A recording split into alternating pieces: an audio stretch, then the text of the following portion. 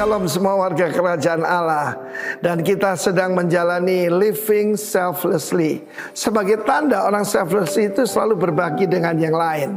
Kita tahu Yesus adalah the greater David. Tapi kita mau belajar kehidupan David hari ini. Bagaimana dia menghinakan dirinya, merendahkan diri, tetapi menyenangkan Tuhan. Saudaraku, waktu David sudah menjadi raja, dan bagaimana dia membawa tabut Allah, gambaran pada the throne of God, gambaran pada hadirat Tuhan, dari rumah Obed-Edom kembali to the city of David, ke kota David. Dia belajar dari yang pertama bagaimana mengikut Tuhan itu tidak selalu praktis dan pragmatis. Kita lihat bagaimana dia setiap langkah dia memberikan korban sembelihan, dan jalan itu full of blood. Tetapi ini yang saya mau sampaikan pada kalian. David adalah seorang raja, tapi dia tahu dia melayani raja yang lebih tinggi, raja segala raja. Bagaimana sikap kita pada sang raja?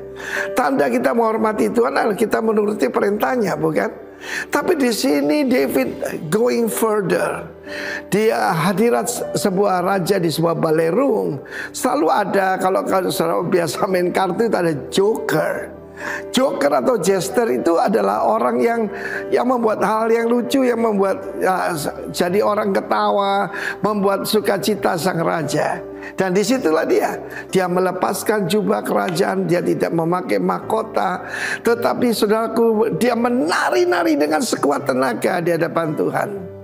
Perkataan haleluya itu sudah perintah. Haleluya, yaitu saudaraku, halal adalah memberikan pujian pada Tuhan begitu rupa tidak jaim sampai dikira orang gila, saudaraku. Apa kalau saudara memuji Tuhan sudah dikira orang gila? Dan kita lihat bagaimana David memberikan seluruh hidupnya pada Tuhan. Dia menari-nari, dia akui di seluruh dunia, I'm just a servant of the Lord. Dan saudaraku, pada akhir sampailah di City of David, maka seluruh rakyat, saya perhatikan ini, seluruh rakyat dikasih roti kismis, dikasih daging wagyu mungkin, ataupun segelas anggur untuk mereka bersuka cita. Dia menjadi berkat untuk seluruh bangsa. Dulu waktu dia masih muda, dia membawa makanan untuk kakak-kakaknya dan komandan pasukan. Tapi sekarang dia bisa memberi makan. Ukuran seseorang bukan apa yang dia makan, tapi berapa yang dia kasih makan. Tetapi dari atas istana, Michal melihat dia, dan dia memandang rendah kepada David. Ingat ya, bahwa keangkuhan itu awal kehancuran. Dan Michal, saudaraku, tidak mendapat anak sampai akhir hidupnya. Dia tidak punya anak, yaitu Ben David, yang menurunkan garis raja. Tidak ada, saudara. Karena itu jangan kita angkuh, sombong, menganggap rendah orang lain. Salah satu ujian adalah, saudara, seperti saya katakan, adalah ujian, pujian. Kalau saya diberi pujian, kembalikan kepada Tuhan. Jangan sekali-sekali mencurinya. David menari-nari, dan satu hal yang luar biasa adalah perkataan ini, among the people. Seorang pemimpin itu bukan di atas, tapi bersama dengan yang lain. He share his happiness, his blessing dengan yang lain. Dan kemudian Michal berkata, Raja Israel menghinakan dirinya di hadapan budak-budak perempuan. Kata David, biarlah, aku mau menghinakan diriku lebih itu lagi, asal menyenangkan sang raja. Dia menjadi joker, menjadi jester di hadapan raja segala raja, the audience of one. Kalau saya mengajarkan semua rekan-rekan lain itu hendak menyampaikan firman, menyampaikan nubuatan, ataupun memuji Tuhan, ingat, we did it before the King of Kings. Dan David melakukan itu, dan dia berbuah hidupnya. Tetapi Michal menjadi mandul. Sampai akhir hidupnya dia hidup dalam kesepian. Karena itu saudara yang kasih Tuhan, rahasia hidup berbahagia adalah berbagi. God bless you. Amin. Haleluya, shalom. Sekali lagi shalom. Semua bersuka cita, amin. Yang bersuka cita, yang menerima kebaikan Tuhan, mari berikan salam kanan kiri, muka depan belakang. Bisa keluar dari tempat duduknya. Katakan, Tuhan Yesus baik buat saya dan saudara. Kami mengucap syukur Tuhan untuk setiap kebaikan-Mu, untuk setiap perbuatan-Mu yang dahsyat dan ajaib, untuk kehidupan kami, keluarga kami, bahkan bangsa Indonesia dan kota tercinta di mana tempat kami tinggal, kota Jember. Diberkati tanahnya, diberkati airnya, diberkati udaranya. Semua susu dan madu berlimpah-limpah di bangsa Indonesia dan kota Jember. Semuanya dalam kendali Tuhan. Apa yang kurang baik, apa yang tidak berasal daripada Tuhan, semua dihancurkan di dalam nama Tuhan Yesus. Biarlah kemuliaan-Mu turun atas bangsa Indonesia dan kota Jember.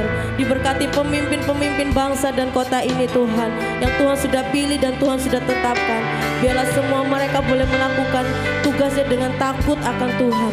Tidak ada yang korupsi, bahkan semuanya melakukan sesuai dengan kehendak Tuhan. Terima kasih Bapa. Perekonomian di bangsa Indonesia bahkan di kota Jember dipulihkan. Semuanya dalam kendali Tuhan. Kami juga menyerahkan pemimpin-pemimpin rohani kami yang Tuhan sudah tetapkan untuk menjadi pemimpin kami. Berkati Pastor Timotius Arifin dan juga istri, juga gembala sidang yang kami kasihi, Pastor Benny Kristanto dan juga istri yang tidak bersama dengan kami saat ini Tuhan. Biarlah melayani Tuhan itu sesuatu teladan untuk setiap kami Tuhan. Biarlah apapun yang dikerjakan oleh pemimpin-pemimpin kami ini, Tuhan berkati, Tuhan urapi, bahkan penyertaan Tuhan sempurna atas setiap pemimpin-pemimpin kami ini Tuhan. Kekuatan, kesehatan, hikmat yang baru tercurah bagi pemimpin-pemimpin kami Tuhan. Terima kasih Bapa. Kini kami mau bersuka cita, kami mau menyenangkan dan meninggikan hati-Mu Tuhan. Sebab Engkau Raja di atas segala raja. Terima kasih Yesus yang bersuka cita, yang siap meninggikan nama Tuhan. Sama-sama sorakan, haleluya, amin. Sampai selama-lamanya Tuhan Yesus tetap baik, amin. Haleluya.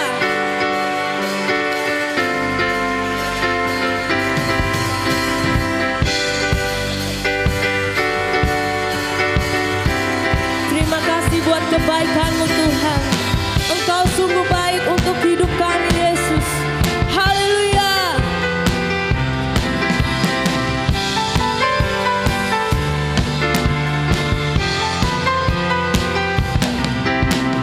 Lord, you are good and your mercy endureth forever. Lord, you are good and your mercy endureth forever. People from every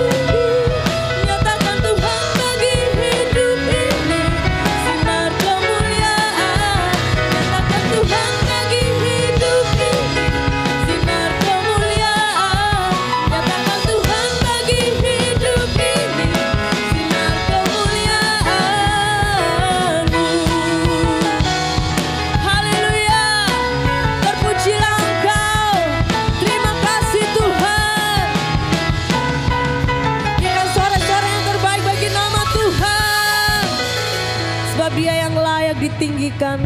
Dia Allah yang layak disembah. Dia Allah yang layak terima segala pujian dan kemuliaan.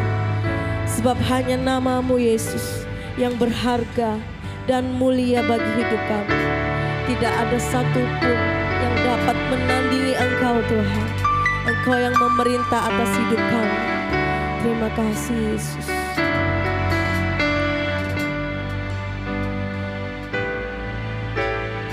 Ku ingin selalu dekat, mendengar suara-Mu Bapa, lebih dari segalanya. Ku ingin mengenal-Mu, rahasia hati-Mu, hanya itu rinduku. Memilih-Mu bagian yang terbaik, selamanya tak akan terganti. Harta yang paling berharga hanya Kau Yesus selamanya. Sebab Engkau yang berharga dalam hidup kami Tuhan.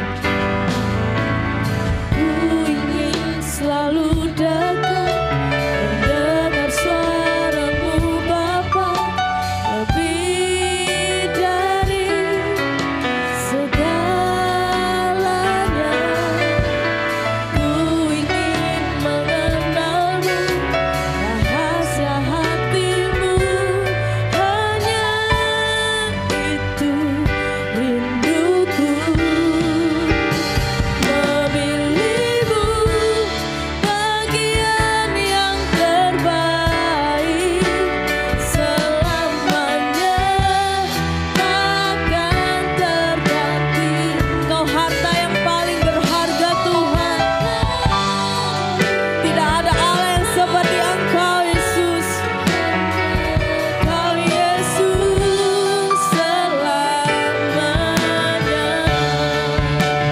Memilih-Mu bagian yang terbaik, selamanya takkan terganti. Harta yang paling berharga hanya Kau Yesus selamanya. Memilih-Mu. Ini kerinduan kami Tuhan. Biarlah nyanyian ini sebagai bukti bahwa kami selalu mengasihi Engkau Tuhan. Karena Engkau lebih dulu mengasihi kami Yesus. Engkau jaminan hidup kami Tuhan. Kau Yesus selamanya. Memilih-Mu bagian yang terbaik, selamanya takkan terganti. Harta yang paling berharga, Kau harta yang paling berharga.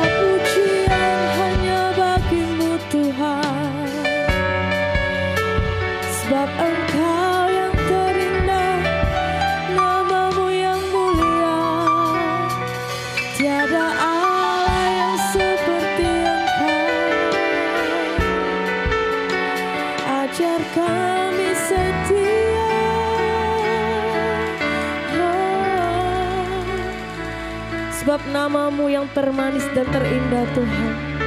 Ajar kami untuk selalu menyenangkan hati-Mu Tuhan.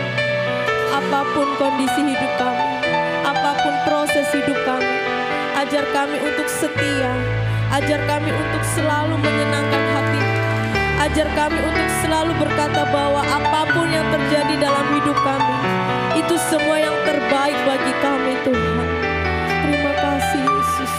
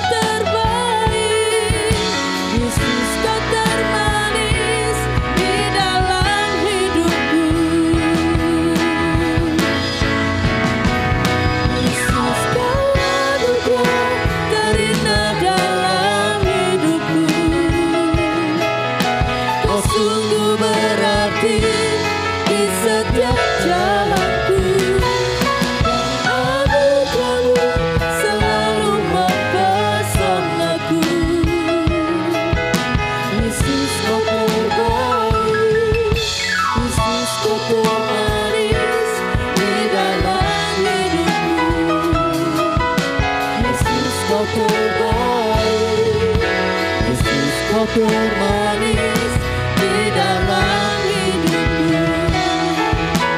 Yesus kau terbaik, Yesus kau termanis di dalam hidupku. Berikan sorak-sorai yang meriah bagi kita. Haleluya. Terima kasih Tuhan. Terima kasih Yesus. Kami percaya Engkau hadir di tengah-tengah kami pada pagi hari ini ya Tuhan. Dan kami percaya pada saat Engkau hadir akan ada perkara-perkara yang ajaib. Akan ada perkara-perkara yang besar yang sedang Kau kerjakan untuk umat-Mu yang mengikuti ibadah ini secara onsite di tempat ini, maupun umat-Mu yang mengikuti ibadah secara online dimanapun berada. Kami percaya kuasa dan kasih-Mu melawat setiap kami ya Tuhan. Berbicara buat kami semua, kiranya kami dipenuhi dengan kasih dan kuasa-Mu, dipenuhi dengan urapan yang baru, sehingga kami dapat mengerti setiap perkataan firman yang disampaikan, sehingga kami diubahkan jadi seperti apa yang telah Kau firmankan Tuhan. Terima kasih Tuhan, dan biarlah setiap perkataan mulut keluar dari mulut hamba-Mu semuanya berasal daripada Engkau. Hati kami terbuka untuk firman-Mu, dan kami siap diberkati melalui kebenaran firman-Mu. Di dalam nama Tuhan Yesus kami berdoa dan bersyukur. Semua yang siap berdatangan dengan Tuhan sama-sama katakan amin. Haleluya.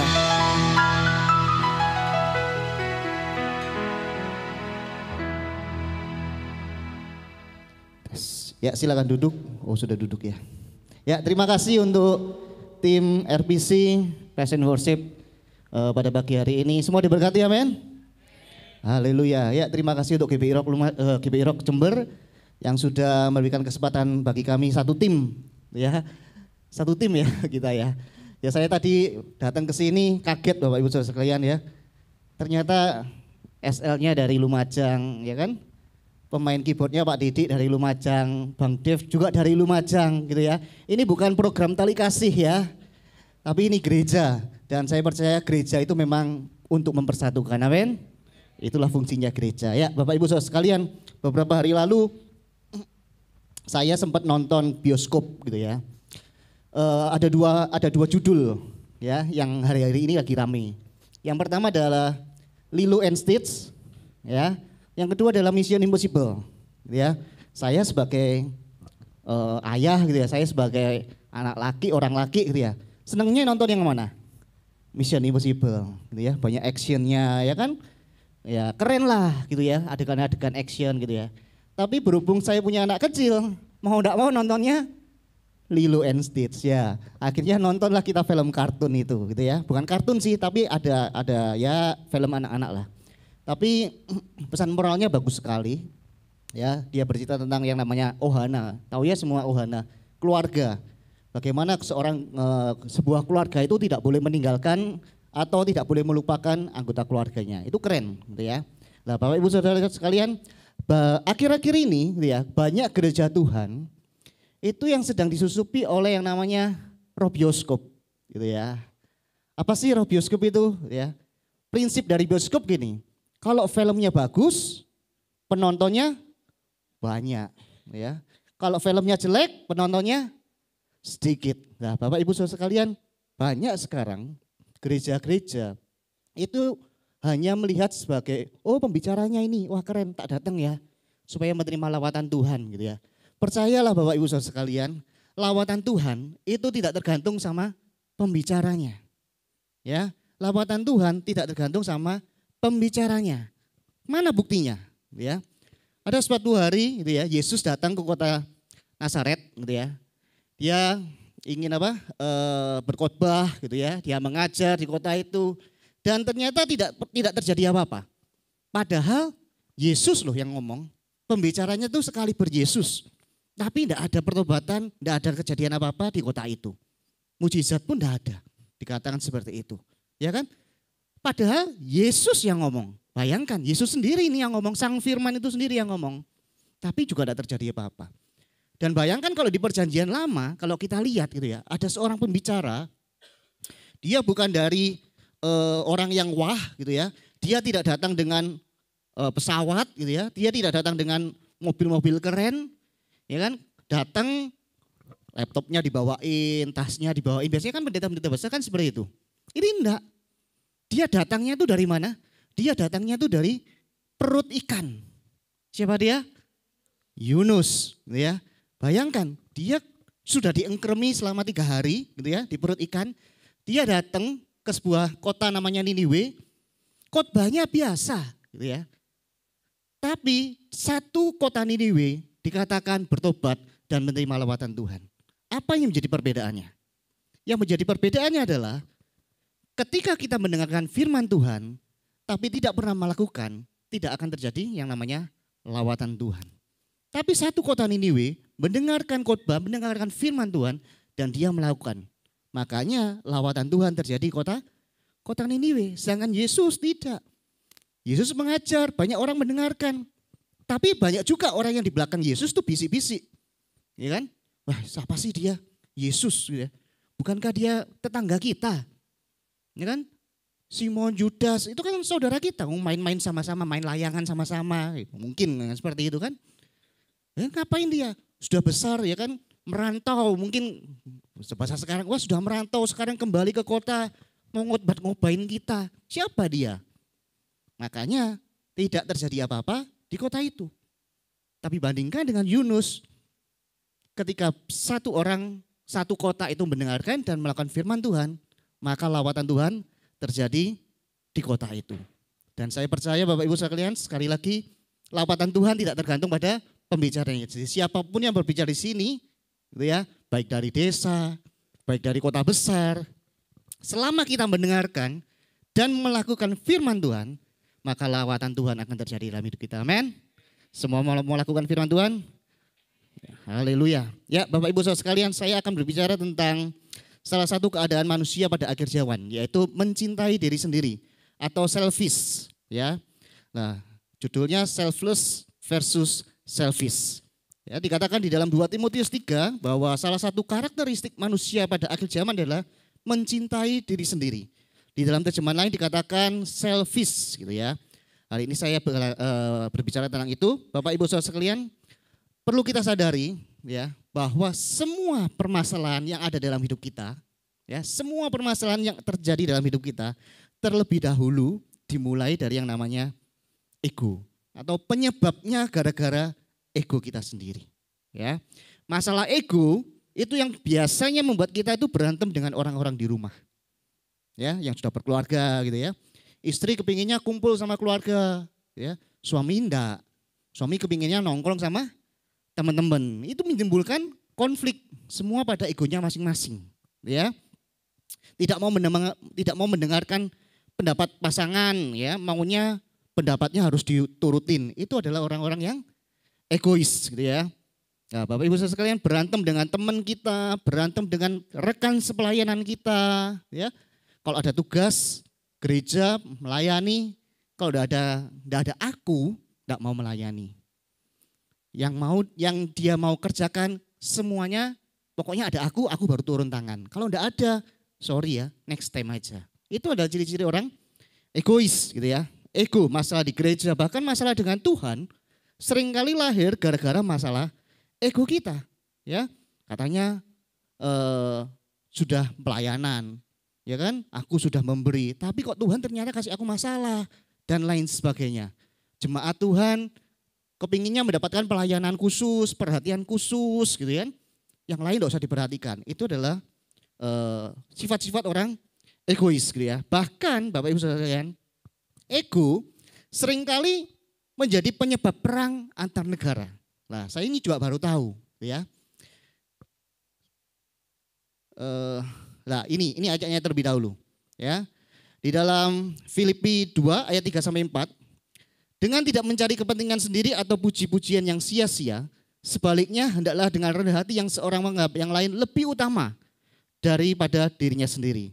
Ayat yang 4, dan janganlah tiap-tiap orang hanya memperhatikan kepentingannya sendiri, tetapi kepentingan orang lain juga. Di terjemahan lain dikatakan, apapun yang kamu lakukan, janganlah mementingkan kepentinganmu sendiri atau menonjolkan diri. Utamakanlah kepentingan setiap saudara seiman lebih daripada kepentinganmu sendiri. Dan tetaplah rendah hati, janganlah kamu sibuk hanya memikirkan keperluanmu sendiri, tetapi pikirkanlah juga keperluan orang lain. Ini masalah ego, ya. Dan ternyata di tahun 1859 ada yang namanya Pig War gitu ya. Ada yang tahu sejarah ini? Pig War belum lahir semua ya. Saya sendiri belum lahir. Makanya saya baru tahu juga ini ya. Nah, apa sih gitu ya? Yang menjadi penyebab perang Pig War ini apa? Kalau kita lihat bahasa Indonesia kan perang babi nih gitu kan. Bukan babi sama babi perang, bukan gitu ya. Tapi karena ini suatu hari gitu ya, ada babi Inggris, dia makan kentangnya orang Amerika. Ya. Jadi ada sebuah perbatasan, babi ini lewati perbatasan, makan kentangnya orang Amerika. Ya, sama orang Amerika ditembak, babinya mati. Kan? Babinya mati, orang Inggrisnya marah gitu. Kenapa kamu kok tembak babiku? Gitu. Lah iya, kamu makan kentangku, ya, babiku, kentangku gitu kan. Singkat cerita, pada lapor nih sama atasan, pada lapor sama negaranya masing-masing. Ini tersempat terjadi ketegangan. Oke, pihak Amerika mempersiapkan tentara-tentara terbaiknya. Ditaruh di tempat garis depan, gitu kan. Inggris mendengar, enggak mau kalah. Ya kan? Inggris juga mengirimkan kapal-kapal perangnya. Ini sudah hampir terperang ini. Tahun 1859. Tapi ternyata kedua pemimpin ini mulai berpikir, gitu ya. Lah ngapain sih kok perang, ya? Lebih baik kita ngomong, kita berunding, ya kan? Kita musyawarah, gitu ya. Ya kan? Itu yang diambil. Akhirnya mereka berdamai, enggak jadi perang, gitu ya. Mereka mungkin menyelesaikan masalah di meja makan, ya seperti pepatah kita, segala sesuatu bisa diselesaikan di meja makan, ya sambil makan babi yang mungkin tadi mati itu, ya kan? Para pemimpin mungkin makan itu juga gitu ya, babinya di rica kah, di babi kecap kah, gitu ya, di babi apa lagi, babi guling lah, gitu ya. Kok makan babi, kok kepikiran babi ya, lapar semua ini ya. Ya akhirnya enggak jadi perang, gitu ya. Nah, kan lucu gitu loh, perang cuma gara-gara babi ya kan enggak lucu gitu kan. Perang gara-gara apa gitu kan lebih keren. Ini enggak keren sama sekali gitu ya. Nah, Bapak Ibu Saudara sekalian, hanya masalah ego ya. Seringkali egolah yang menjadi pusat pertengkaran. Seringkali egolah yang menjadi penyebab pertengkaran dalam keluarga. Orang tua dan anak, anak dengan orang tua, kakak dengan adik gitu ya, dan lain sebagainya. Orang tua dengan anak, contohnya apa? Biasanya orang tua ini selalu menuntut anaknya untuk berbuat sesuatu untuk kepentingan orang tuanya. Contohnya gini, nak kamu ya kalau kamu sudah besar, kamu harus jadi dokter. Kan gitu. Pernah yang mengalami hal seperti ini? Kamu kalau sudah besar, kamu harus jadi suster. Ya. Anak yang ketiga, nak kamu kalau sudah besar, kamu harus jadi broker. Gitu ya. Dokter, suster, broker, anak yang keempat ini bandel. Kamu besok harus jadi monster gitu kan. Semuanya semua gitu kan. Kadang-kadang orang tua memaksakan kepentingannya sendiri untuk anaknya.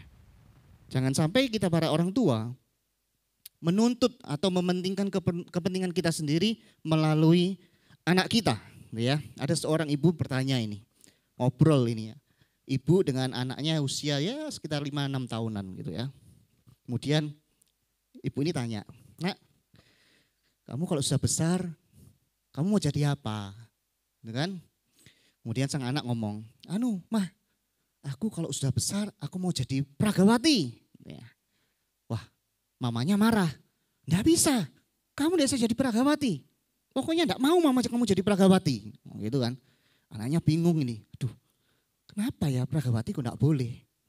Ya udah deh mah, aku mau jadi poluan gitu ya, polisi wanita. Aku tak jadi poluan gitu ya. Mamanya tambah marah. Enggak, mau jadi poluan, enggak bisa. Enggak boleh jadi poluan. Gitu kan. Kemudian sang anak ini bingung gitu lah. Kenapa sih kok jadi pragawati enggak boleh, jadi poluan enggak boleh?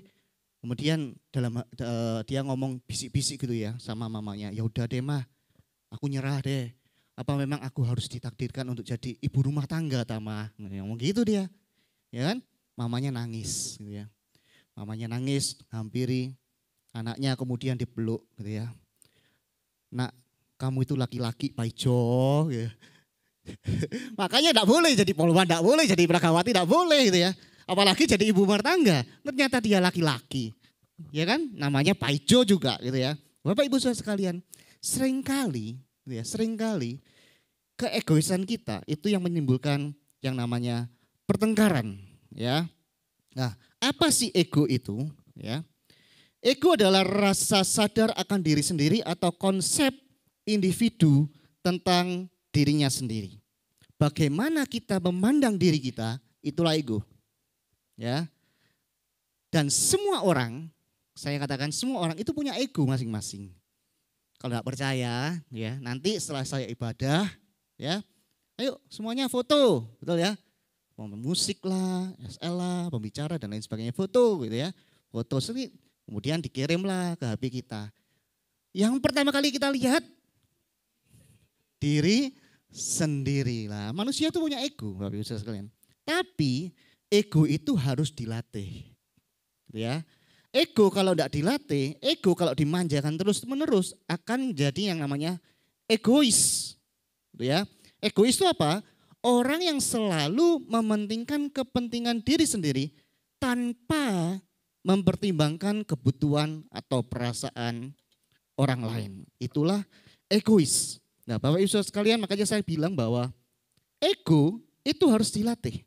Perlu yang namanya latihan. Kalau enggak, lama-lama kita jadi egois. Egois itu adalah salah satu karakter. Jangan sampai egois menjadi karakter kita, ya. Di tempat parkir, ya, rebutan parkir, ya, berantem gara-gara egois, gara-gara selfish, ya. di tempat ngantri berantem juga gitu ya. Saya punya seorang customer gitu ya. Saya kan buka toko bahan kue sekarang. Memang sih dia ini pembelanjaannya banyak gitu ya. Pembelanjaannya banyak dan setiap hari. Tapi ketika disuruh ngantri, maksudnya gini, oke ya Bu ya, pengiriman tunggu giliran berikutnya. Enggak mau. Enggak, pokoknya saya duluan. Saya ini belanjanya banyak, ya kan? Saya ini pengambilan paling banyak, enggak, saya mau duluan. Itu orang egois, ya. Enggak mau memikirkan kepentingan yang lain. Yang lain kan juga antri. Yang lain kan juga pengen beli. Atau jangan-jangan kita seperti itu. Enggak ya. Jangan sampai kita seperti itu, ya. Orang egois, orang selfish, ya. Dimanapun dia berada, dia akan menimbulkan yang namanya masalah, gitu ya. Dalam pergaulan menimbulkan masalah, dalam lingkungan menimbulkan masalah, bahkan di dalam gereja pun akan menimbulkan masalah. Orang yang egois akan menghancurkan semua potensi yang ada di dalam diri kita. Kita sebetulnya diberikan banyak potensi, banyak talenta sama Tuhan. Tapi kenapa sih kok enggak berkembang?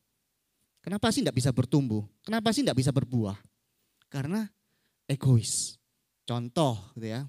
Ada salah satu seorang, ini Kak Didik mana Bang Didik? Oh di belakang ya. Contoh kalau Pak Didik ini egois gitu ya. Dia main keyboard jagonya minta ampun, ya kan? Tanpa yang lain pun dia bisa, gitu ya. Tapi dia juga tidak mau ditemenin oleh yang lain. Dia maunya main sendiri karena merasa dirinya paling hebat. Kira-kira ada enggak orang yang mau pakai dia? Ada sih, ada. Tapi apakah mau dipakai terus? Belum tentu juga, ya kan? Ada orang-orang yang seperti itu, winter, gitu ya. Hebat dalam beberapa hal gitu ya. Tapi dia terlalu egois. Maka hal itu tidak akan bertumbuh. Hal itu tidak akan berkembang ke lebih yang baik. Gitu ya. Nah Bapak Ibu Saudara sekalian, orang yang tidak mau hidup dalam rencana Allah, itu adalah orang yang egois, orang yang selfish, orang yang mau hidupnya semau gua.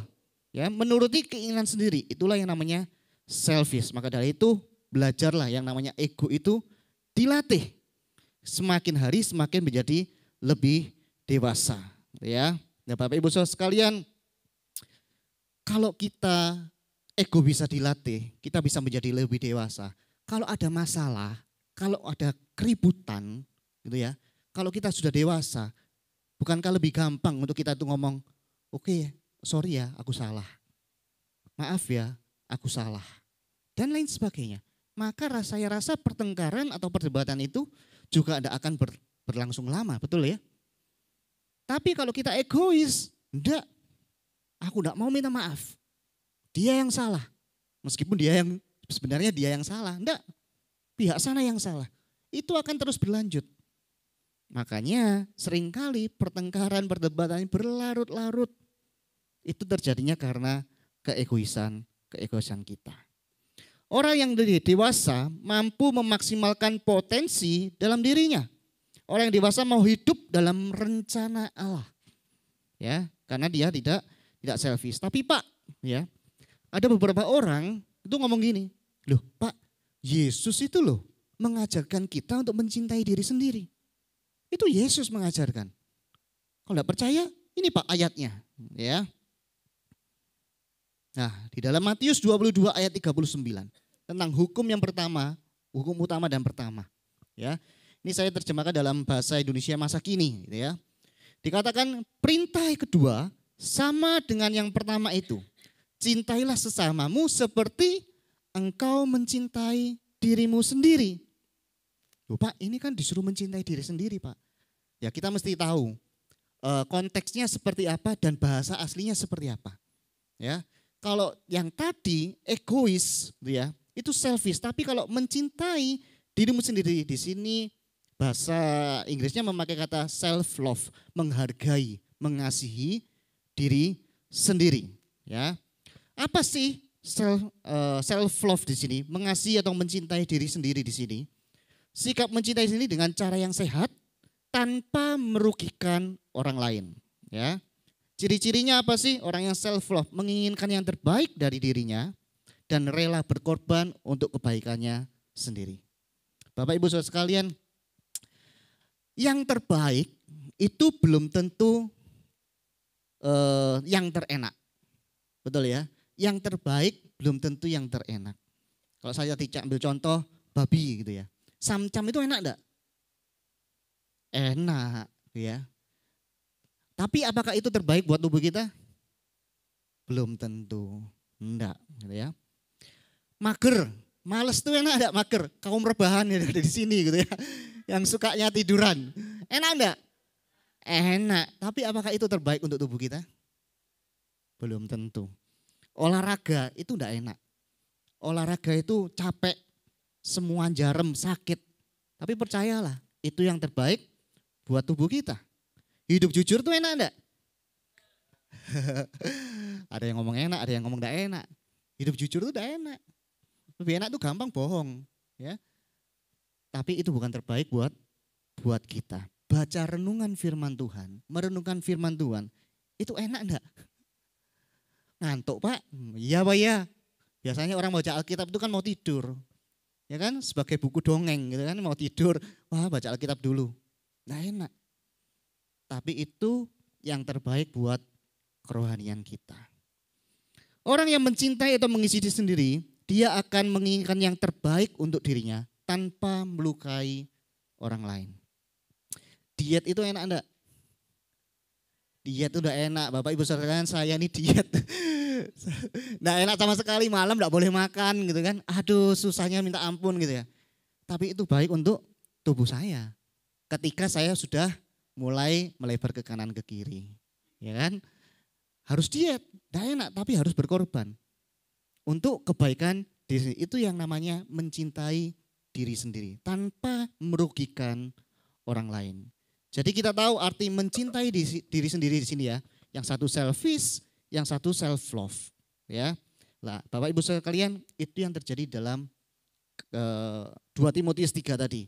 Keadaan akhir zaman, orang mencintai diri sendiri tanpa mementingkan perasaan, tanpa mementingkan kebutuhan orang lain. Dan itu yang tidak kita boleh, gitu ya. Nah, ada sebuah quote gitu ya. Orang egois tidak akan mampu mencintai orang lain. Mereka juga tidak akan mampu mencintai diri mereka sendiri. Jadi jangan sampai kita menjadi orang yang egois, yang selfish, yang hanya mementingkan diri sendiri. Ya, ini ciri-cirinya. Ya. Yang pertama, menghindari tanggung jawab. Ciri-ciri orang selfish itu, ciri-ciri orang egois. Contohnya apa? Ya. Para suami yang egois, yang selfish gitu ya. Biasanya akan menyuruh istrinya ini yang mengurus seluruh kebutuhan rumah tangga, bahkan anaknya juga. Urusanmu anaknya, ya. Aku tak melok-melok, aku tak urusi kerjaan. Tidak bisa seperti itu Bapak Ibu Saudara. Bikinnya aja berdua kok. Ya kan? Masuk didiknya, ngasuhnya cuma orang satu, enggak bisa. Itu adalah ciri-ciri orang yang selfish. Contoh suami yang selfish, ya, menghindari yang namanya tanggung jawab. Yang kedua, mementingkan diri sendiri. Tidak mau berbagi apapun, baik itu makanan, barang, ide, waktu, gagasan dengan orang lain. Ya, contoh lagi, telat. Ya, misalnya terlambat. Itu juga salah satu ciri orang egois. Tidak mau memikirkan kepentingan orang lain. Ya, Bapak Ibu sekalian, kalau telat, kalau terlambat, sekali dua kali dengan alasan tertentu, it's okay. Tidak apa-apa gitu ya. Siapa sih tidak pernah telat? Betul ya. Tapi kalau telat itu, telatnya orang itu terus, ya kan? Janji apa aja selalu telat terus. Itu namanya sudah menjadi karakter. Ini loh Bapak Ibu sekalian. Makanya jangan suka telat. Ya. Ikut jemputan gitu ya. Pernah saya ikut jemputan gitu ya. Naik mobil jemputan gitu ya. Nunggu satu orang dijemput, ditelepon gitu ya. Saya sudah di depan. Iya, saya belum mandi. Bayangkan Bapak Ibu sekalian. Ini sudah mau berangkat, sudah di depan rumahnya ini. Dia dengan santainya, sebentar ya, tunggu ya, aku masih mau mandi. Waduh. Nah, ini adalah contoh orang yang egois, orang yang selfish ya. Mementingkan diri sendiri. Kemudian tidak menerima yang namanya penolakan, ya. Semua usul, semua ide harus sesuai dengan keinginannya, kemauannya. Kalau permintaannya ditolak, dia marah, ya. Nah, biasanya Bapak Ibu sekalian ini terjadi ketika rapat gitu ya. Mau Natal, mau Paskah, ya kan? Menentukan konsumsi, wah itu ribut itu biasanya, ya kan? Menentukan dress code, itu juga ribut itu, ya kan? Nah, aku enggak bisa yang ini, aku enggak mau kelihatan gemuk aku, ya, dan lain sebagainya lah gitu ya. Contoh saya sendiri gitu.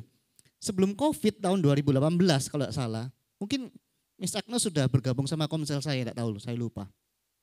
Kita itu pernah mau bikin dress code gitu ya, kostum untuk Komsel, ya. Saya melihat Komsel yang lain kok ketika ada Casey Gathering gitu ya, kakak gathering itu kok bajunya seragam gitu ya, kan keren gitu kan. Menunjukkan identitasnya. Oh ini dari kakak mana? Hebron kah? Dari kakak mana kah? Ya kan? Nah saya kepingin, gitu kan. Saya kan gembala kakak juga. Ya, saya kumpulkan ini. Kita mau bikin kaos ya, seragam ya. Gitu. Oke semuanya kumpul. Oke tentukan desainnya, warnanya dan lain sebagainya, gitu ya. Tapi ada beberapa orang yang tidak setuju. Ini kan kita sudah rapat. Biasanya kan musyawarah mencapai mufakat kan yang paling banyak biasanya yang dikerjakan, betul ya? Karena mengkoordinir, mengakomodir banyak orang. Maka ditentukan desainnya seperti ini. Ada beberapa keluarga itu yang enggak mau. Ya. Enggak, jelek itu desainnya. Bagusan yang ini desainnya sendiri. Ya. Bagusan yang ini dan lain sebagainya. Singkat cerita, enggak jadi kita beli. Ya, tahun 2018 itu. Saya ingat, akhirnya jadilah. Saya itu yang enggak suka gini loh Bapak Ibu Saudara sekalian. Kalau kamu enggak setuju enggak apa-apa. Ya kan, semua orang tuh punya pendapat masing-masing, punya selera masing-masing dan lain sebagainya. Tapi yang saya tidak suka ini satu orang ini itu ngomporin yang lain gitu loh. Enggak usah beli kaos itu, ngapain jelek itu, nanti ae. Ya, satu keluarga ngomporin lagi keluarga yang lain, ngomporin keluarga yang lain. Itu yang saya tidak suka gitu ya. Kalau kamu tidak suka ya oke, tidak apa-apa, tidak jadi beli ya tidak apa-apa gitu loh. Tapi singkat cerita pada akhir setelah Covid 2021 atau 22 ya. Saya lupa. Akhirnya orang ini bertobat mungkin ya, saya tidak tahu juga gitu ya. Akhirnya dia menyetujui dan akhirnya kita punya seragam Komsel Galilea gitu ya.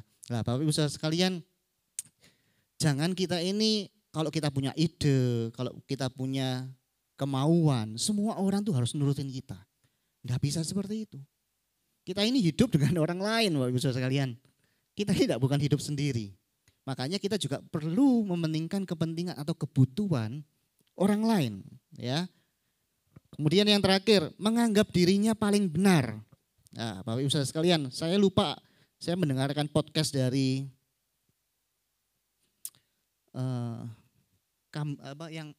Raditya. Nah, dia ngomong gini, orang Indonesia itu sekarang paling banyak terjangkit yang namanya self-serving bias, penyakit baru itu. Apa itu?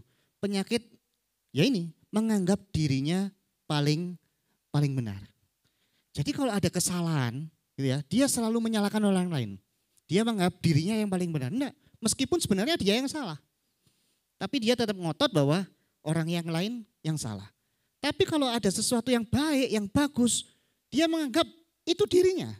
Oh ini gara-gara aku ini. Ini gara-gara aku ada di sini, ini gara-gara aku yang ngerjakan.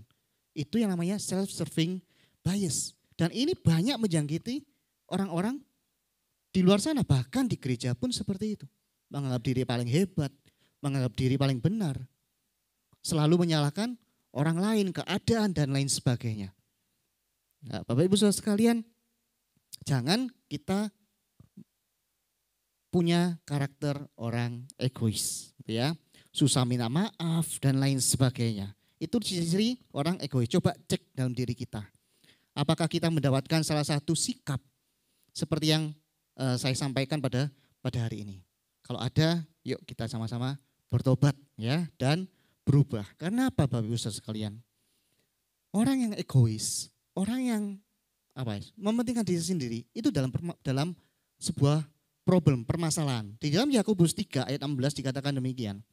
Sebab di mana ada iri hati dan mementingkan diri sendiri, di situ ada kekacauan dan segala macam perbuatan jahat. Makanya dari tadi saya ngomong bahwa semua yang ada di dalam kehidupan kita, masalah yang ada di dalam kehidupan kita, seringkali itu dimulai dari yang namanya ego kita. Keegoisan kita. Ya Bapak Ibu Saudara sekalian. Nah, karena sikap egois, selfish, mementingkan diri sendiri ini sudah terbukti menghancurkan manusia sejak di Taman Eden. Ya, bahkan jangan berpikir mementingkan diri sendiri atau apa itu ada di luar gereja ya. Enggak. Bahkan di dalam gereja, di dalam hadirat Tuhan pun gitu ya, bisa hancur ketika dia mulai tergoda untuk menjadi selfish. Ya, coba kita lihat ayatnya. Kenapa saya bisa bicara seperti itu? Kita tahu bahwa manusia jatuh dalam dosa pada Kejadian 3 ayat 1 sampai 15. Dikatakan demikian. Adapun ular ialah yang paling cerdik dari segala binatang di darat yang dijadikan oleh Tuhan Allah. Ular itu berkata kepada perempuan itu, tentulah Allah berfirman, semua pohon di taman ini, dalam taman ini, jangan kamu makan buahnya, bukan? Lalu sahut perempuan itu kepada ular itu, buah pohon-pohonan dalam taman ini boleh kami makan. Tetapi tentang buah pohon yang ada di tengah-tengah taman, Allah berfirman, jangan kamu makan apapun ataupun raba buah itu, nanti kamu mati. Tetapi ular itu berkata kepada perempuan itu, sekali-kali kamu tidak akan mati. Ayat yang kelima, tetapi Allah mengetahui bahwa pada waktu kamu memakannya, matamu akan terbuka dan kamu akan menjadi seperti Allah. Tahu tentang yang baik dan yang jahat. Perempuan itu melihat bahwa pohon itu baik untuk dimakan dan sedap kelihatannya. Lihat, lagi pula pohon itu menarik hati karena memberi pengertian. Saya kasih warna yang merah ya, yang harus kita perhatikan. Jadi ular itu ngomong sama perempuan. Tuhan kan ngomong, kamu boleh makan semuanya kan, tapi jangan makan pohon yang di tengah-tengah. Nanti kalau kamu makan di tengah gitu ya, matamu tuh akan terbuka. Kamu akan menjadi seperti Allah, tahu yang baik dan yang jahat. Maksudnya apa Pak? Gitu ya. Apa sih maksudnya menjadi seperti Allah? Gitu ya. Jadi menjadi seperti Allah itu adalah Adam dan Hawa mempunyai posisi seperti Allah. Tahu yang baik dan tahu yang jahat.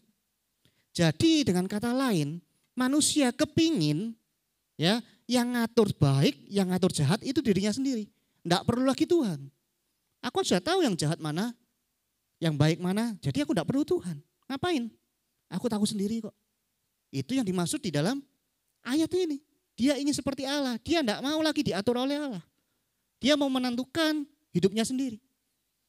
Gitu ya. Kalau aku mengatakan itu baik, ya itu baik. Kalau aku mengatakan itu jahat, ya jahat. Contoh, ya. Kalau baca firman Tuhan, itu menurut kita jahat, ya jahatlah itu. Tapi kalau menurut kita baik, ya baiklah itu. Jadi manusia itu kepingin seperti itu. Menentukan sendiri hidupnya, mau yang jahat, mau yang buruk, dia sendiri yang menentukan. Jadi tidak perlu Tuhan dalam hidupnya. Maka dari itu Bapak Ibu sekalian, egois itu sudah ada zaman dulu. Dan itu menghancurkan kita semua. Nah, Bapak Ibu sekalian, saya tidak tahu juga gitu ya, kenapa kok si ular ini datangnya kok sama perempuan gitu ya. Nah, ketika si perempuan ini, Bapak Ibu sekalian, saya mau cerita gini. Sering kali gitu ya, para laki-laki atau suami, ya, kalau kita tanya sama perempuan atau pasangan kita atau istri kita, pacar kita, ya, kita tanya, kamu mau makan apa? Jawabannya selalu apa? Terserah, betul ya. Nanti kita kasih pilihan, mau makan sate tak? Enggak, aku enggak mau sate. Aku maunya yang hangat-hangat. Oke. Mau makan sop tak? Enggak, hawanya panas, nanti keringetan. Dan lain sebagainya. Itu wanita. Tapi selalu jawabnya terserah. Kenapa Bapak Ibu jawabnya terserah? Karena ketika sang wanita atau perempuan ya sudah menentukan, bahaya Bapak Ibu sekalian. Contohnya apa? Ini ayat ini. Ketika sudah menentukan, aku mau makan buah itu, seluruh manusia berdosa gitu ya. Gara-gara seorang wanita menentukan pilihannya. Enggak, itu cuma bercanda gitu ya. Tidak menyudutkan wanita. Tapi ya kejadiannya seperti itu Bapak Ibu sekalian. Ya. Nah, enggak cuma itu saja, ya. Tadi dikatakan di dalam Yakobus 3, iri hati dan mementingkan diri sendiri akan ada kekacauan dan segala perbuatan jahat. Di ayat yang ke-7 sampai ayat yang ke-15 nanti. Maka terbukalah mata mereka berdua dan mereka tahu bahwa mereka telanjang. Lalu mereka menyemat daun pohon ara dan membuat cawat. Ketika mereka mendengar bunyi langkah Tuhan Allah yang berjalan-jalan di dalam taman itu pada waktu hari sejuk, bersembunyilah manusia dan istrinya itu terhadap Tuhan Allah di antara pohon-pohonan dalam taman. Tetapi Tuhan Allah memanggil manusia itu dan berfirman kepadanya, "Di manakah engkau?" Ia menjawab, "Ketika aku mendengar bahwa engkau ada dalam taman ini, aku menjadi takut karena aku telanjang, sebab itu aku bersembunyi." Firman-Nya, "Siapakah yang memberitahukan kepadamu bahwa engkau telanjang? Apakah engkau makan dari buah pohon yang kularang engkau makan itu?" Ayat yang ke-12. Manusia itu menjawab, "Perempuan yang kau tempatkan di sisiku, dialah yang memberi dari buah pohon itu kepadaku, maka ku makan." Kemudian berfirmanlah Tuhan Allah kepada perempuan itu, gantian sekarang yang perempuan. "Apakah yang telah kau berbuat ini?" Jawab perempuan itu, "Ular itu yang memperdayakan aku, maka ku makan." Ya. Maka ketika kita mementingkan diri sendiri, ada keegoisan dalam hidup kita. Perselisihan, perpecahan itu terjadi. Ya, Adam dan Hawa bertengkar, berselisih. Bahkan saya juga tidak tahu, Adam ini loh sampai nyalakan Tuhan. Betul ya? Dikatakan perempuan yang kau tempatkan itu loh Tuhan. Itu yang ngasih aku makan, maka aku mau makan. Bayangkan, malah nyalakan Tuhan. Seringkali kita kan juga seperti itu. Ya kan? Ketika kita banyak kasus gitu ya. Seringkali kasus perceraian ya. Apalagi orang Kristen ini yang di ujung tanduk rumah tangganya. Seringkali kalau konseling selalu ngomong gini, padahal ketemunya di mana? Di gereja. Padahal aku ini sudah berdoa sama Tuhan. Padahal Tuhan yang nentukan. Tapi kok koyok gini Tuhan. Seringkali kita malah nyalakan Tuhan. Dia yang milih-milih dia sendiri kok. Sekarang malah nyalakan Tuhan. Iya apa iya? Seringkali kita seperti itu. Maka dari itu Bapak Ibu Saudara sekalian, jangan egois. Jangan kita mempunyai sikap egois. Waktu keegoisan dibiarkan menguasai hati kita, maka pikiran kita makin lama makin jahat. Kejatuhan dalam dosa hanya menunggu waktu ketika egois menguasai hidup kita. Bapak Ibu Saudara sekalian, apa yang terjadi setelah itu? Ya, saya bangga punya Allah seperti Tuhan. Saya bangga punya Allah seperti Yesus. Ya. Ketika manusia jatuh dalam dosa, Tuhan itu sudah menyediakan jalan keluar. Ya, kok tahu? Lihat ini. Di ayat yang ke-14. Lalu berfirmanlah Tuhan Allah kepada ular itu, karena engkau berbuat demikian, terkutuklah engkau di antara segala ternak dan di antara segala binatang hutan. Dengan perutmu lah engkau akan menjalar dan debu tanahlah akan engkau makan seumur hidupmu. Ayat yang ke-15 perhatikan. Aku akan mengadakan permusuhan antara engkau dan perempuan ini. Antara keturunanmu dan keturunannya. Keturunan siapa? Perempuan dan keturunan dari ular. Bapak Ibu sekalian pernah bayangkan enggak? Ternyata kehadiran Yesus Kristus di dalam dunia itu sudah ada di dalam Taman Eden. Bukankah ini nubuatan tentang Yesus? Tentang keturunan perempuan itu. Dari awal Tuhan itu sudah menubuatkan bahwa Yesus akan datang ke dunia untuk menebus setiap dari kita. Sejak dalam kejadian. Betapa luar biasanya Tuhan kita. Nah, Bapak Ibu sekalian, sekarang kalau kita tahu bahwa Yesuslah jalan keluar bagi kita, apa yang harus kita lakukan? Kembali lagi dalam Filipi 2 ayat 3 dikatakan, dengan tidak mencari kepentingan diri sendiri atau puji-pujian yang sia-sia, sebaliknya hendaklah dengan rendah hati yang seorang menganggap yang lain lebih utama daripada dirinya sendiri. Bapak Ibu sekalian, Yesus lahir ke dunia, itu memberikan contoh atau teladan buat kita semua. Dalam hal rendah hati, tidak mementingkan diri sendiri. Ya, dalam Yohanes 13 ayat 15 dikatakan, sebab aku telah memberikan suatu teladan kepada kamu, supaya kamu juga berbuat sama seperti yang telah aku berbuat kepadamu. Contohnya apa? Teladannya apa? Filipi 2, lanjutannya tadi, ayat 6 sampai ke 7. Dikatakan demikian, dalam terjemahan sederhana Indonesia ya. Biarpun Yesus mempunyai semua sifat Allah, dia tidak pernah menganggap kedudukannya sebagai Allah adalah sesuatu yang harus dipertahankan. Tetapi dia merendahkan diri dan meninggalkan semuanya, lalu mengambil kedudukan paling hina seperti budak yang melayani kita. Dan datang ke dunia ini sebagai manusia biasa. Bapak Ibu Saudara sekalian, kita tahu pencipta alam semesta ini adalah Tuhan kita. Amin. Kita tahu Tuhan kita ini hebat. Kita tahu Tuhan ini besar. Kita tahu Tuhan ini wow, amazing gitu ya. Bayangkan Bapak Ibu Saudara sekalian, Tuhan yang tinggalnya di sorga gitu ya. Yang dikatakan bahwa langit itu adalah tahtanya, bumi itu adalah tumpuan kakinya. Dia pemilik semuanya ini, ya. Ngapain dia kok mau datang ke dunia? Dia di sana di surga itu enak loh. Betul ya? Semua puji-pujian buat dia. Dia dilayani oleh malaikat-malaikat. Lah ngapain dia datang ke dunia?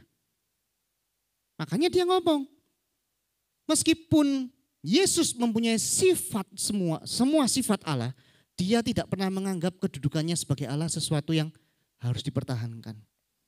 Tetapi dia merendahkan diri dan meninggalkan semuanya. Demi apa? Demi kita. Itu salah satu contoh kenapa kita harus meneladani Tuhan. Dia Yesus yang punya segalanya. Ya kan? Dia Yesus itu Tuhan Allah di surga itu enggak pernah yang namanya menderita. Enggak pernah ya. Di surga itu enggak ada yang namanya penderitaan. Tapi kenapa dia mau datang ke dunia untuk menderita? Bisa bayangkan enggak? Dia yang enggak pernah menangis gitu ya. Dia harus datang ke dunia untuk menangis buat kita. Itu Tuhan kita. Bapak Ibu Saudara sekalian, contoh gini Bapak Ibu. Kita ya, kalau kita ini kita ini kan suka hidup bersih ya, betul ya. Kita ini hidupnya bersih ya, punya rumah yang nyaman, indah, bersih meskipun tidak megah dan lain sebagainya.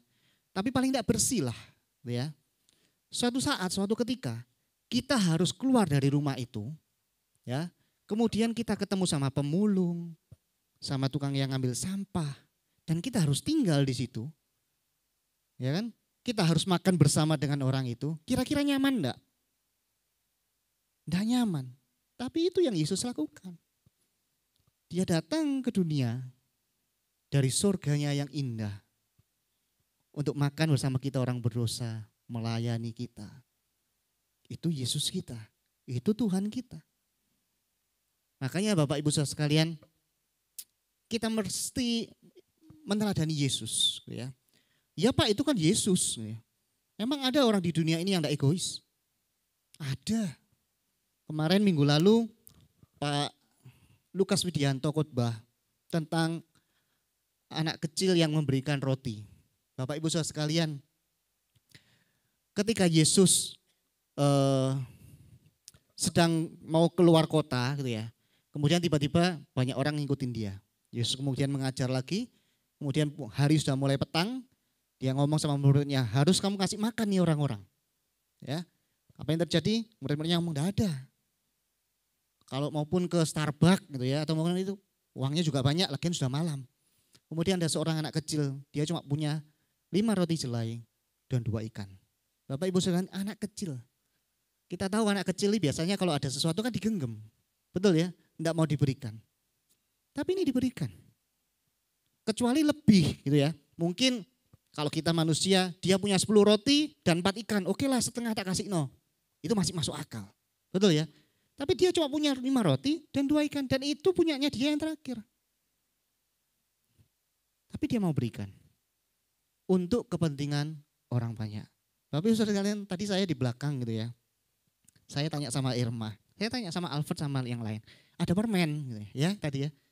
Nggak ada kok. Nah, kemudian Irma. Ada permen, ada kok 1 gitu ya. Kamu bawa berapa? 2. Oh ya 2, 1 dikasih gampang ya kan. Coba kalau dia cuma punya 1. aku minta permen. Belum tentu juga dia ngasih. Betul ya? Oh pasti dikasih ya. Ya Bapak Ibu, itu salah satu ciri kalau kita itu tidak mementingkan diri sendiri. Kita mau berbagi sama orang lain. Bukan hanya berbagi uang, enggak, banyak berbagi waktu, berbagi ide, berbagi yang lain. Ya, saya kasih satu contoh lagi. Bapak Ibu sekalian, itu anak kecil. Salah satu orang yang tidak mementingkan diri sendiri. Salah satunya adalah Maria dan Yusuf, ibu Yesus. Ya, kejadiannya mereka ini masih bertunangan, betul ya? Mereka ini masih bertunangan, belum menikah. Di sini ada yang bertunangan? Oh, sudah menikah semua. Dulu ya, ketika orang masih bertunangan lah. Contohnya Miss Agnes sama Alfred, ya kan pernah tunangan. Kita selalu tanya, rencanamu apa? Betul ya? Oh rencanaku seperti ini. Nanti aku mau punya anak langsung. Atau aku mau punya anak 2 tahun lagi dan lain sebagainya. Mereka punya planning, betul ya? Planningnya untuk masa depan. Maria dan Yusuf, saya juga yakin dan percaya dia juga punya planning. Oh nanti aku akan menikah, ya kan? Lalu aku mungkin punya anak, namanya ini, namanya itu, ya kan? Aku mau menikah di sini, mau melahirkan di sini. Dia punya planning semua, betul ya? Tapi ketika Roh Allah datang pada dia, kamu akan mengandung. Dan bayi itu akan kamu beri nama Yesus. Kira-kira Maria ini punya 2 pilihan loh.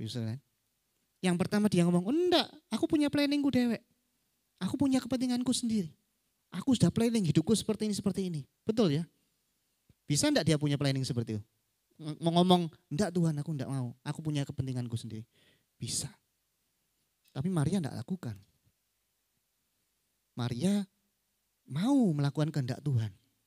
Bayangkan Bapak Ibu, kalau Maria ngomong enggak, Yesus tidak datang, kita semua enggak selamat. Betul ya? Itu Maria. Sama dengan Yusuf. Yusuf pun demikian. Dia akhirnya tidak menceraikan Maria. Dan mengambil peran penting dalam mendidik Yesus. Sehingga kita semua di sini bisa diselamatkan oleh kasih karunia Yesus. Maka dari itu Bapak Ibu Saudara sekalian, yuk kita teladani kehidupan Yesus. Maka di momen pagi ini kita menerima Yesus sebagai Tuhan dan Juru Selamat.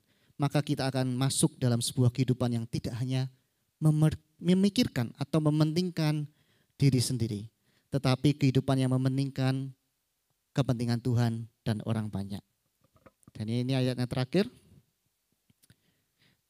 Tindakan tanpa pamrih adalah fondasi bagi dunia yang lebih penuh kasih sayang dan cinta. Bapak Ibu sekalian, saya kasih contoh tadi kan yang di Alkitab. Yang tidak di Alkitab banyak. Salah satunya Bunda Maria, Mother Teresa. Tahu ya semua ya, Mother Teresa. Dia mendedikasikan hidupnya untuk orang-orang yang sakit lepra, kusta, orang-orang miskin dan lain sebagainya. Dia adalah orang-orang yang tidak mementingkan dirinya sendiri. Mari, ayo kita hidup bukan untuk diri kita sendiri. Hidup jangan untuk keluarga diri kita sendiri. Lihatlah keluar, ada orang-orang di sekitar kita yang perlu kita untuk memahami kasih Kristus. Itulah hidup Yesus. Amin. Saudara diberkati, mari kita berdoa. Terima kasih ya Tuhan. Hari ini kami percaya bahwa Engkau telah memberikan teladan yang indah dalam hidup kami. Sehingga kami rindu agar hidup kami mencerminkan sifat-sifat dan karakter-Mu. Agar kami ini memiliki keserupaan dengan Engkau.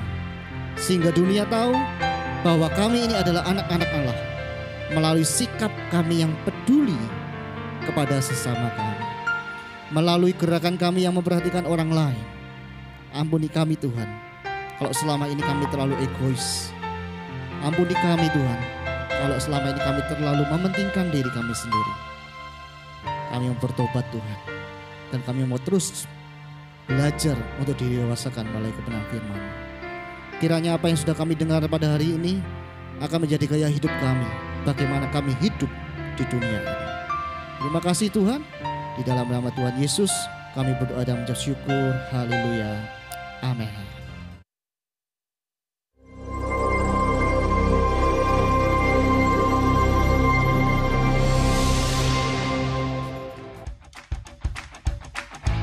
Mari olahraga bersama. Hari ini jam 3 sore di Gor Gajah Mada.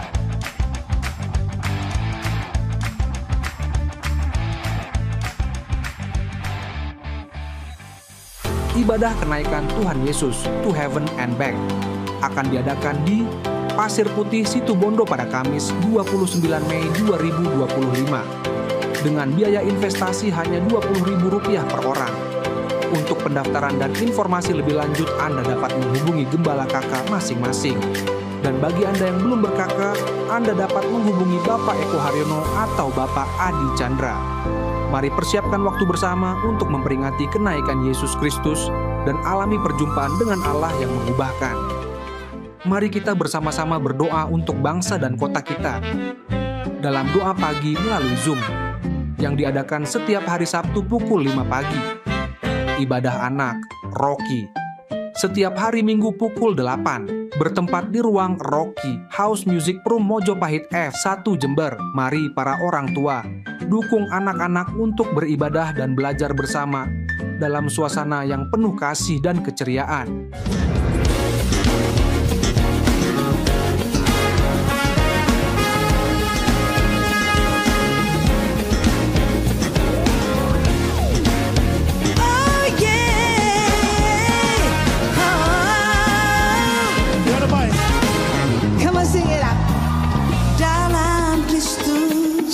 Percayalah, ada pengharapan dalam setiap janjinya. Dalam Kristus percayalah, ada kemenangan dalam karya salibnya. Tak usah kau takut dan jangan kau gentar, sebab janjinya tak pernah berubah. Mari bersorak.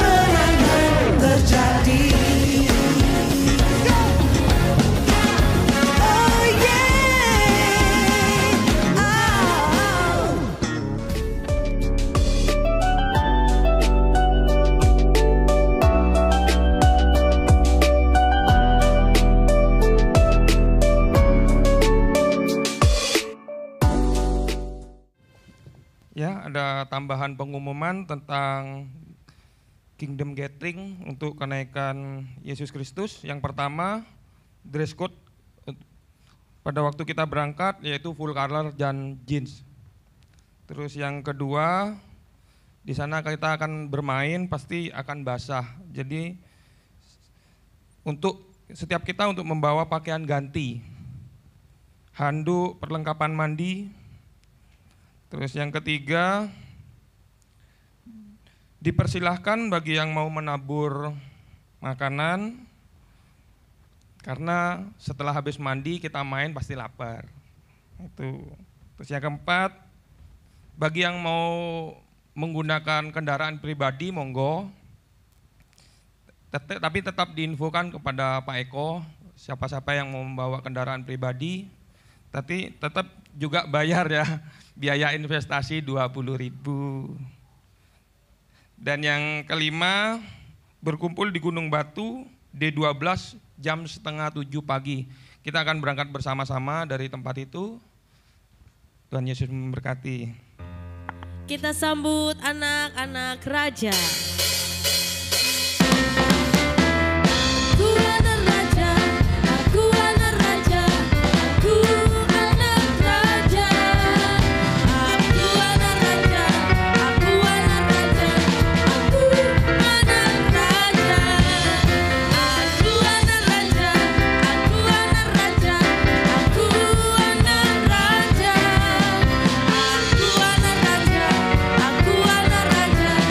Aku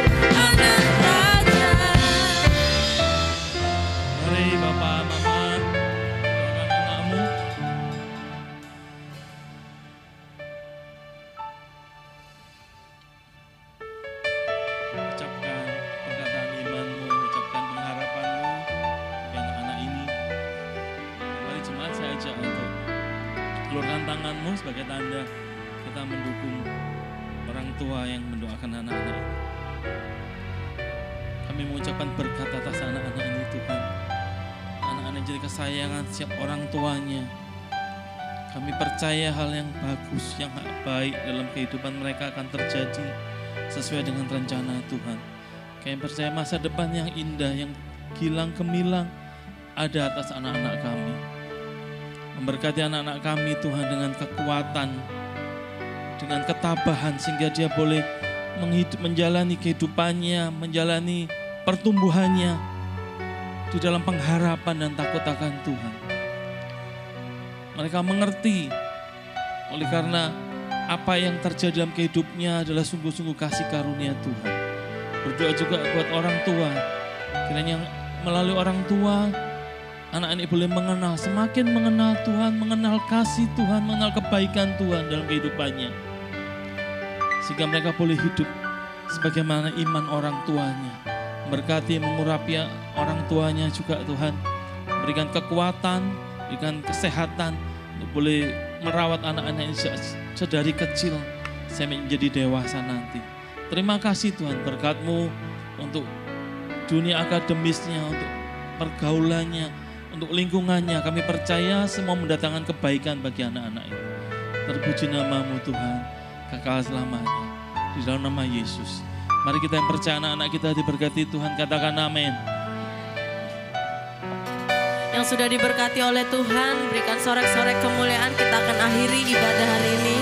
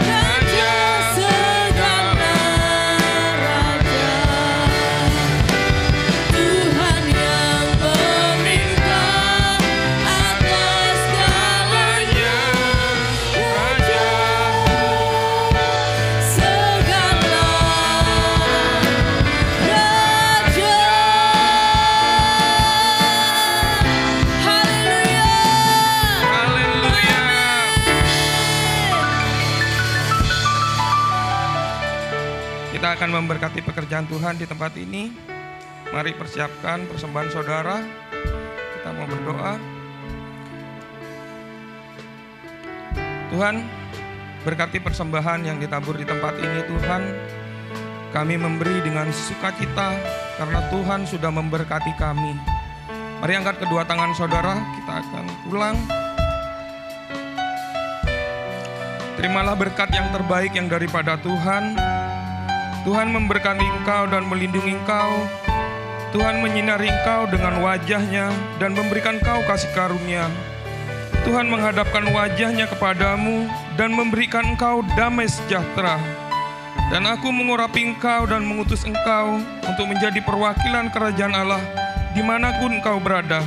Dan terimalah berkat yang sempurna yang dari Allah Bapa, Putra, dan Roh Kudus di dalam nama Tuhan Yesus Kristus. Haleluya, amin. Selamat hari Minggu, Tuhan Yesus memberkati.